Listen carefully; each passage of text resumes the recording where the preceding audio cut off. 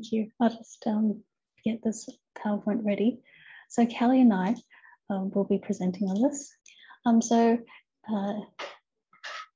Really wonderful to be able to present you on the 4 books. Kelly and I will be sharing with you.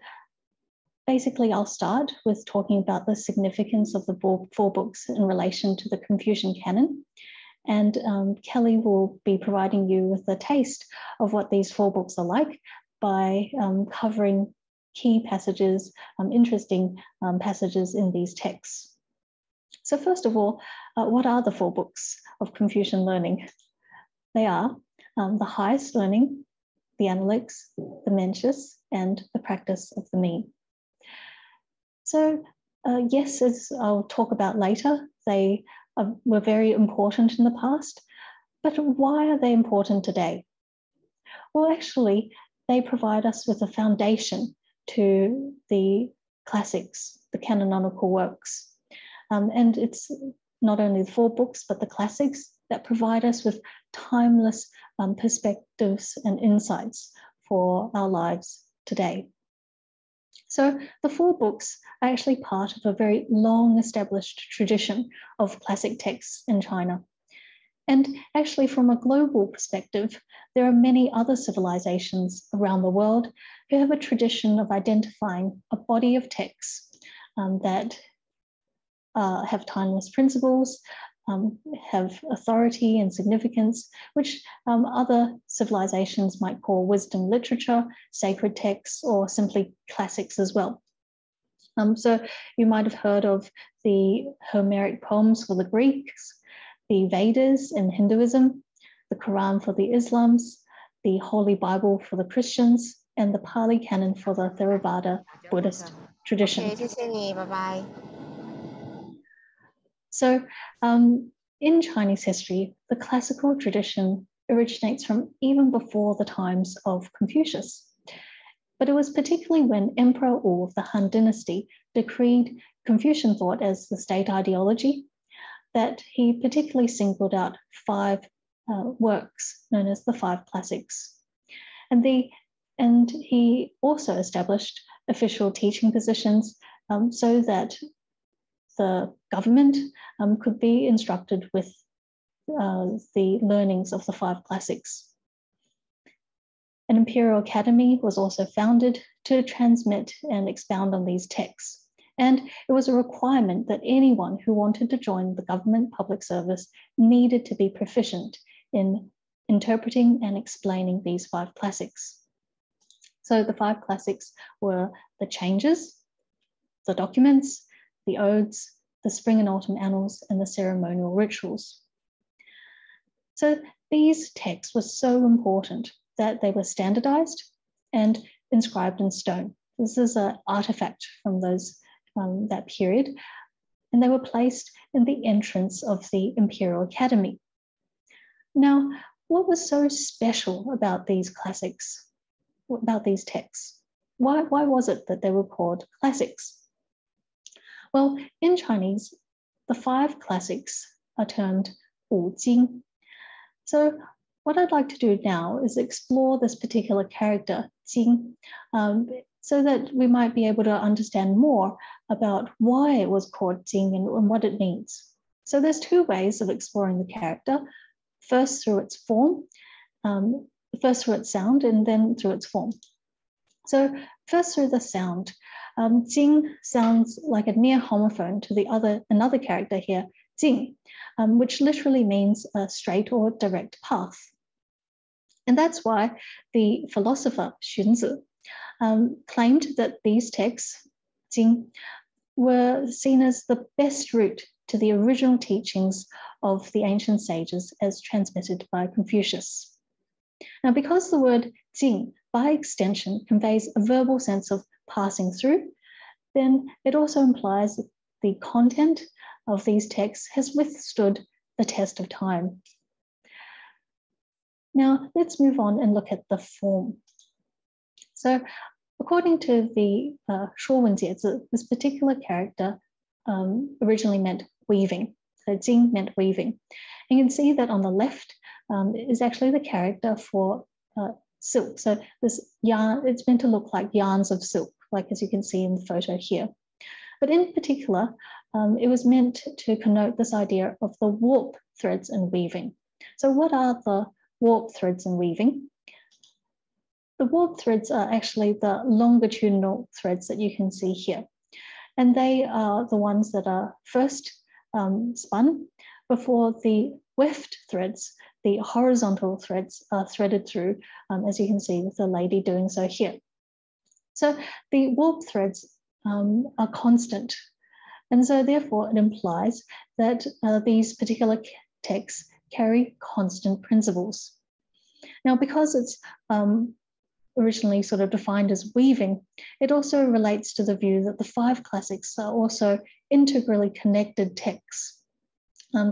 They provide a system of thought, and they weave together these constant principles that underlie the fabric of society and the cosmos. So, you can say that the content of the text was such that they had carried these constant timeless principles. Now, not surprisingly, the original set of 5 classics were further supplemented by other texts that also met the criteria. So there was a total of 13 classics by the 12th century. Now, these works formed the core curriculum for anyone who wanted to join government service and provided an important source of imperial authority. Now, how is it that the 4 books relate to the 13 classics? As getting back to the topic of the 4 books. Well, actually, they're quite integrated. So as you can see here, the Analects and the Mencius are there, and the practice of the mean was actually the 31st chapter of the Records of Ritual, whilst the highest learning was the 42nd chapter. So the 4 books are actually already part of the 13 classics. But what happened? Why were they singled out? The philosopher Zhu Xi was the person who published these 4 texts together for the first time, along with his interlinear commentaries in 1190. And this is what he has to say as to why he did it. He says, all things in the world have principle. Now, principle is a Neo-Confucian concept, talking about how everything in the world has this underlying sort of essence or substance, which he calls principle. So everything in the world has this principle, but its essence is embodied in the works of the sages and worthies. So he's referring to the classics. However, for brevity, accessibility, simplicity, and practicality, the writings of the highest learning, Analects, Practice of the Mean, and Mencius are unsurpassed. In other words, Zhu Xi believed that he had found a subset of the 13 classical texts that could constitute an effective core or foundation of the curriculum. And he believed that these 4 texts promised direct access to the minds of the greatest sages in the past. So full of meaning to him, so full of meaning were they to him that he actually worked on these texts for about 40 years of his life. And it's said that in his traditional biography, that in the last few days of his life, he was still revising the commentary to the highest learning. His dream was realized on a national level after his death, when the imperial government in the 14th century decreed that the 4 books would be the compulsory curriculum for the civil service examinations. And this was designed to select government officials. Now, this continued for the next almost 600 years in imperial China. The 4 books really were, you could say, the core and the central texts of the Confucian tradition in late imperial China. In short, no text had greater power of presence in late imperial China than these 4 texts. And there are interesting parallels when you think of Europe, sort of early modern and medieval Europe, where the Bible also held this sway, so much so that any literate person in Europe would have common knowledge, assumed knowledge of the Bible. And this is what it was like for the 4 books in China. But the 4 books was not only studied by the Chinese. So in the late 16th century, when Jesuits, an order of the Catholic Church, came to China to try to preach about the Word of God, they also realized that these 4 texts were very popular. And because they needed to immerse themselves in the culture, they also started studying these seminal texts of the Confucian tradition. They not only studied these texts, they also translated them. So as you can see here, this is a Latin translation that is being said to be the accumulation of several decades of the Jesuit translations. And it includes the translation to the highest learning, the practice of the mean, and the Analects, along with detailed commentary. This was published in 1687. And the work was so well received in Europe that abridgments in French and English became widely available. And since then, the texts, the 4 books, have been translated into various other international languages, and there are now many English translations. I've put a picture here of James Legge because he's so important in the translation history of these texts. So he was the very first to provide sort of scholarly translations of the texts. So the 4 books, as we can see, have evolving significance throughout the history of China. And today, as China seeks to revive its cultural heritage, the 4 books are becoming even more important. For us, as we seek to understand this cultural heritage, there's really no better starting point than the 4 books. So now I'd like to hand over to Kelly, who will provide you with a taste of what these 4 books are like. Thank you very much.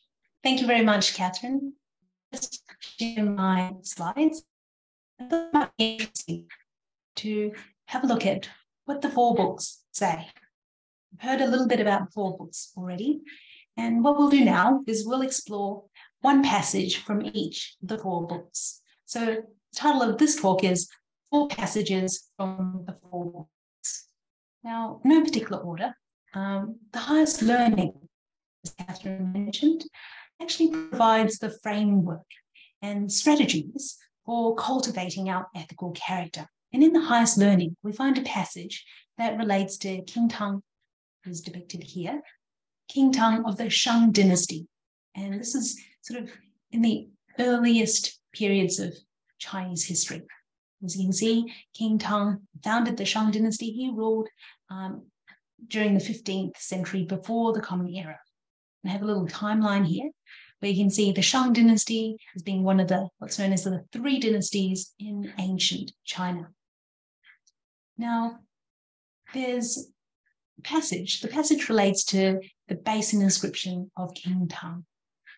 If you think about it, the objects that we use, everyday objects like the mirror or the desk lamp here, they have a specific purpose.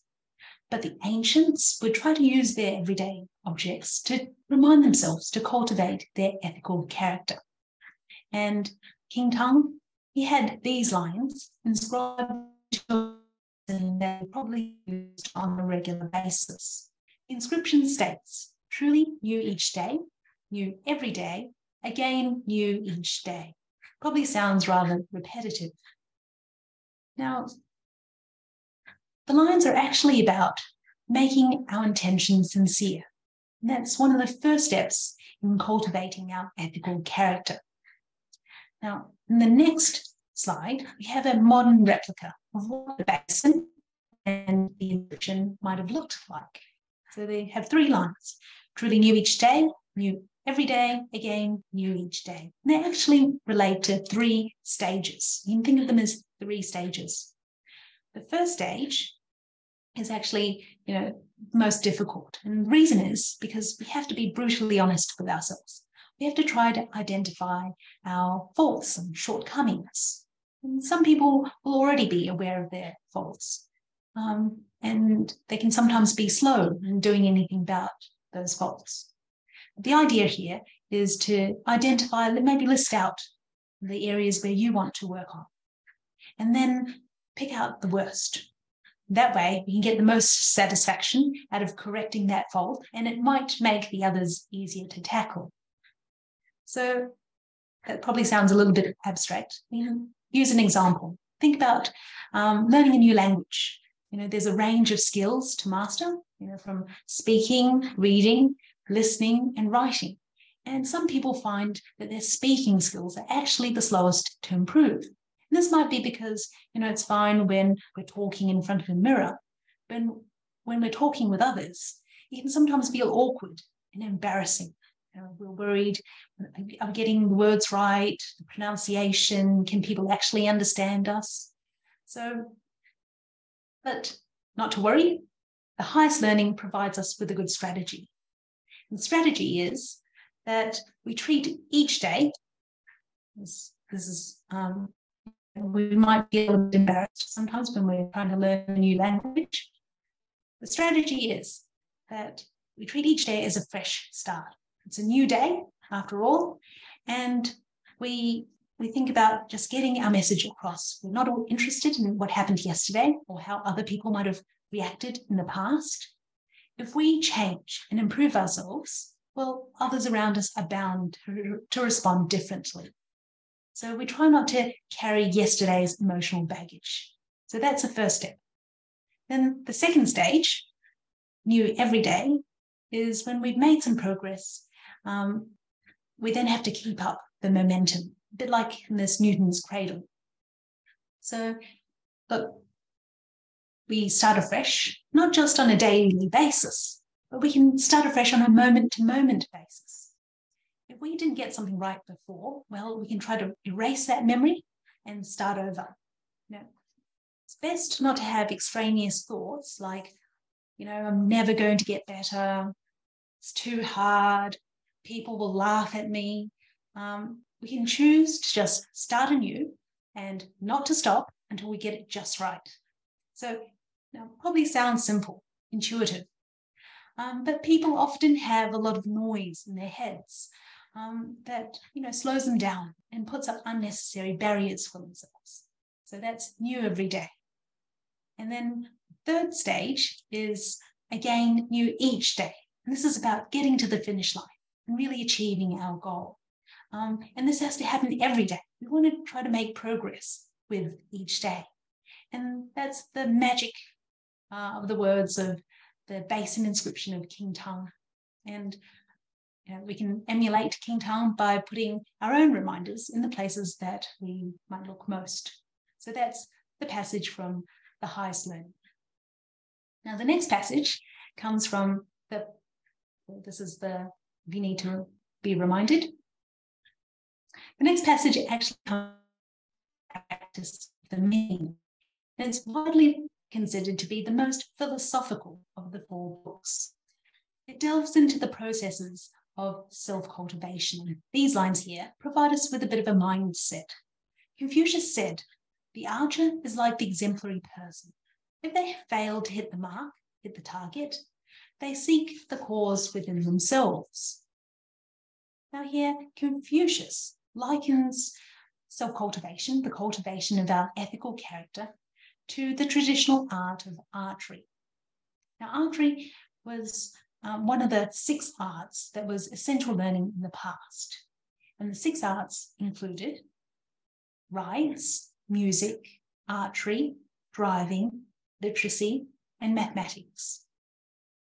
So in the past, Chinese used archery for hunting, sport, ritual ceremony, even examinations, and warfare. Now, it was important not only to hit the target, but also to shoot the arrow with the correct form and conduct. Okay. Now, if a person misses the target, and as you can imagine, it takes a lot of mental focus and concentration, and if they happen to miss the target, well, the archer is between them and the target. You really can't blame anyone else. And you certainly shouldn't try to resent others who might be more skillful. So what can you do? The exemplary person would reflect on themselves. and, keep on practicing. As they say, practice makes perfect. And the exemplary person here is sort of likened to the archer because they practice their virtues like humanity, so love and care for others. And people will naturally love and care for them. But let's say they come across someone who's unreasonable. Well, that's a bit like when the arrow fails to hit the target. And what does the exemplary person do? Well, they try to reflect and think about, well, have I maybe inadvertently, unintentionally caused offence or been inconsiderate to that person, or maybe to others in the past? We can be quite busy during our days. There's lots of work to do, and we can be, careless. Happens to everyone. And look, if we've made that sort of a mistake in the past, we've been unreasonable ourselves, well, obviously we can try to apologize and simply not make the same mistake. Now, if we haven't been in the wrong at all, we can still try to take extra care not to make the same mistake. So, like the basin inscription before, this short quote sort of offers us a mindset for everyday resilience. Okay? And the next passage comes from there. So we find the words and example of Confucius, one of the most exemplary teachers of all time. And his pedagogy here sort of challenges our ideas about tradition and education. Confucius said, "I do not enlighten anyone who is not eager to comprehend or help out anyone who is not anxious to explain. When I've presented one corner of a subject and they cannot learn the other three from it, well, I do not repeat my lesson." Well, this passage is about our teaching and learning. It explains that the teacher should pace, or Confucius would pace his lessons according to the individual student's progress. And, learning is not simply rote learning, and teaching is certainly not blindly imparting knowledge. Confucius here illustrates that the teacher has to consider the needs of the situation or the circumstances of each student. You have sort of the type 1 students who has put in a lot of effort into their learning, but they haven't fully understood. So Confucius would explain the principles to them. Then you have sort of type 2 students. They've understood, but they have trouble putting it into the words. So Confucius would help them articulate their insights. And then you have the other students, the last category, where they haven't been able to extrapolate the meaning. And so Confucius does not repeat his lesson. What that means is he doesn't repeat the same teaching method. He will try to explain using different examples, other analogies, or wait for a better opportunity. So now all of these, the first two techniques involve sort of timely motivation for the students. And sort of this passage illustrates that the teacher sort of waits for the students to seek to want to know. They're ready to know, and they might be unable to explain before the teacher imparts their teaching. And from the perspective of the learners, well, Confucius is telling us here to really think about the material. How do we know if we've really understood? Do we ask questions where we haven't understood? Can we put it into our own words? And have we fully digested? And we engage whether we've understood it, we can infer the other three corners. For example, if we've learned how to use a tool like a screwdriver, maybe to tighten the screw in the kitchen, well, actually, you realize that you can actually use the same screwdriver to tighten screws elsewhere in the house. Those sorts of realizations, as an example, maybe. So Confucius is sort of teaching his students to think creatively and not simply learning by rote. And last but not least, passage from the Mencius. This passage offers us a bit of a wake-up call. Now suppose, Mencius says, that there is a person whose fourth finger is bent so that it cannot be straightened. This may be neither painful nor incapacitating, and yet if there's someone who's able to straighten it, the afflicted person will not consider the road from the state of Qing to the state of Chu too far to go because his finger is not like other people's. When one's finger is unlike the fingers of others, one knows enough to resent it. But when one's mind is not like the minds of others, one does not know enough to resent it. And this is what is called an ignorance of priorities. Now, the fourth finger is traditionally considered to be without a particular purpose or function. In Chinese, it's called the nameless finger. In medical terms, it's called the trigger finger. In this passage, Mencius describes the finger as being bent, but the condition isn't painful and it doesn't pose difficulties for the person going about their daily life. And yet, they would be concerned enough to travel a long way away from the state of Qing to Chu, and I've included a map on the next slide, to try and treat that finger, have it corrected. Now, you get the idea that they might feel a bit ashamed about this physical condition. The slide here shows the state of Qing over here and the state of Chu over here. And in Mencius's times, well, we didn't have many of the conveniences of transport like we have today. So it was a particularly long way. So Mencius points out that people can feel ashamed if their fingers are not like those of others. And they will go to great lengths to try and correct this physical condition. But on the other hand, the person's mind is not as good as others. Well, they might not know or do anything about it. And if you think about it, our mind is actually responsible for every thought and action, our every interpersonal interaction. And it's probably the closest thing that we can correct. We don't need to travel far long distance to see a particular specialist. And in many respects, the mind is the most important thing to correct. And some people just will fail to do so.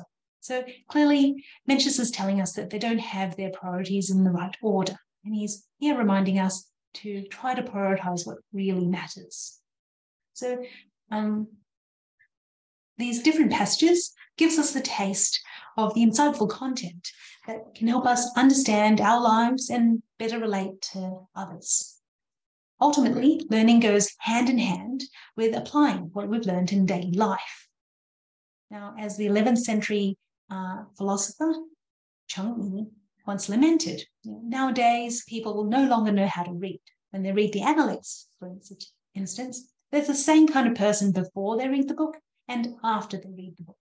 This is no different from not having read the book.